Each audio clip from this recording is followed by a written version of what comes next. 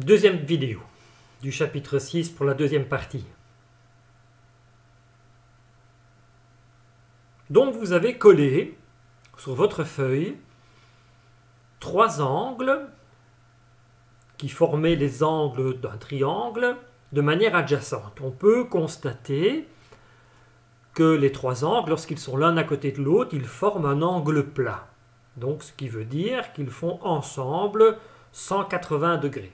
Et donc on peut compléter le cadre en disant la somme des amplitudes des angles intérieurs d'un triangle vaut 180 degrés.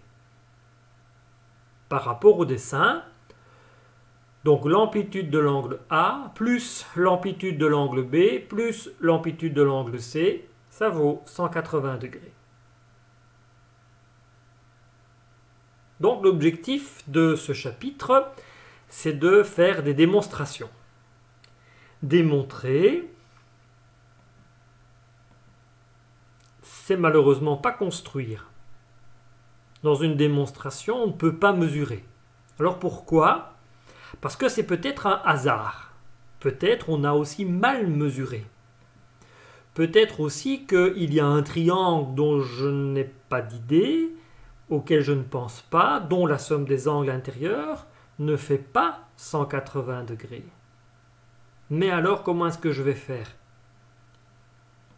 Donc, je vous rappelle que pour pouvoir faire une démonstration, on doit se baser sur des définitions, des règles ou des propriétés.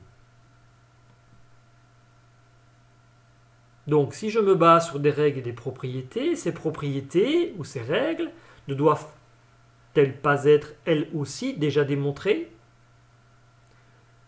Oui, mais comme on n'a encore jamais fait de démonstration, les propriétés qui sont déjà vues, doit-on les considérer comme fausses? Oui, en fait, effectivement, il faudrait démontrer d'abord tout ce que l'on connaît déjà. Alors vous voyez le travail, il faudrait recommencer depuis l'école primaire et démontrer tout ce qu'on a déjà vu.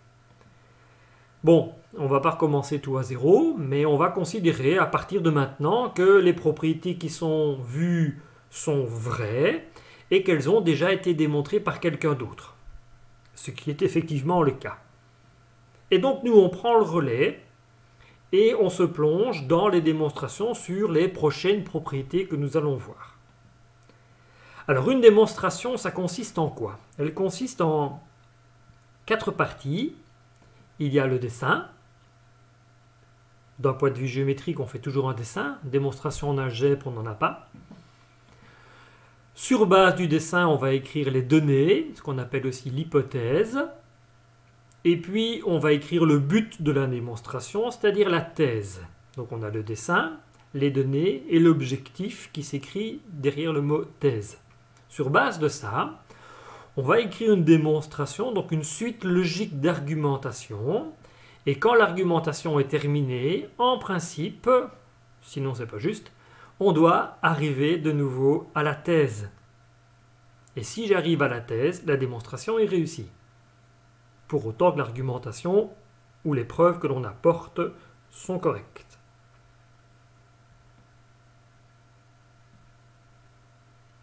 L'objectif de cette démonstration, c'est de montrer que la somme des amplitudes des angles intérieurs d'un triangle vaut toujours 180 degrés. Donc on ne peut pas mesurer. Tout ce que l'on peut faire, c'est se baser sur des définitions, sur des propriétés qui sont déjà vues.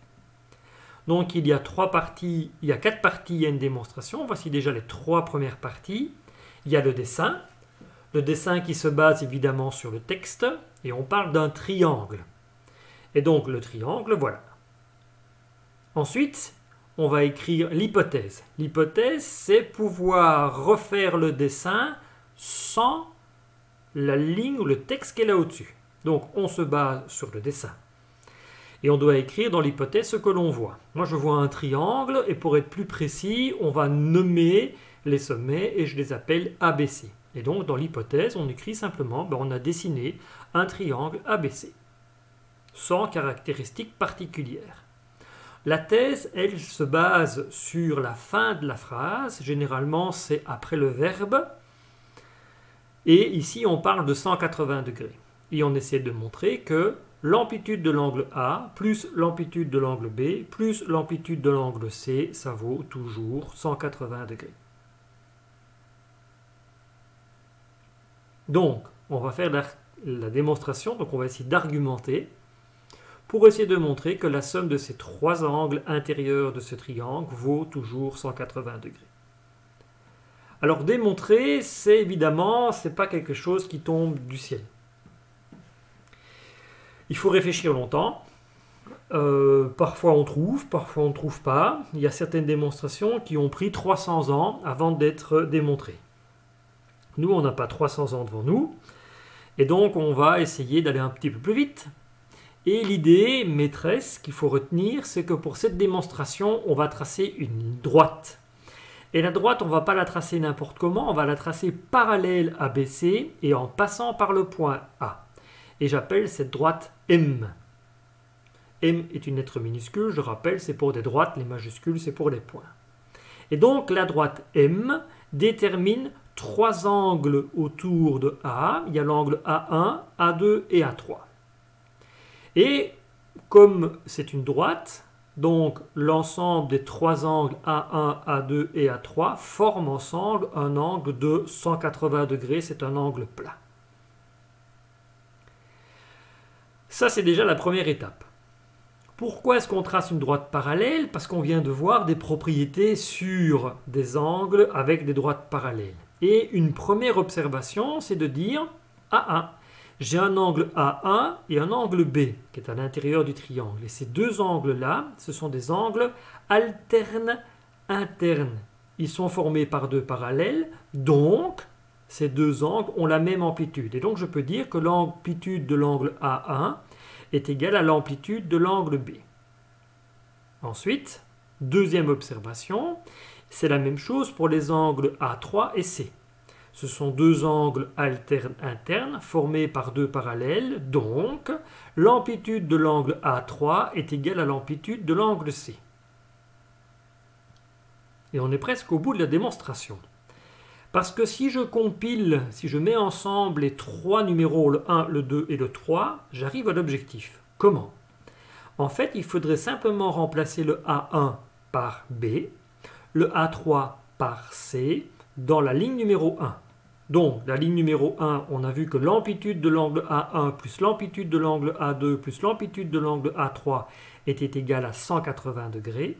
Si je remplace A1 par l'amplitude de l'angle B et l'amplitude de l'angle A3 par l'amplitude de l'angle C, j'arrive à l'amplitude de l'angle B plus l'amplitude de l'angle A2 plus l'amplitude de l'angle C, ça fait 180 degrés. Et ceci correspond à la thèse que j'ai écrite sur la dia précédente.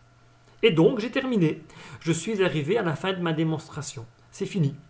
Généralement, quand on a fini une démonstration, on écrit CQFD, ce qui veut dire ce qu'il fallait démontrer. Je te propose de regarder encore une fois la vidéo si tu n'as pas tout compris, ou de revenir un tout petit peu en arrière.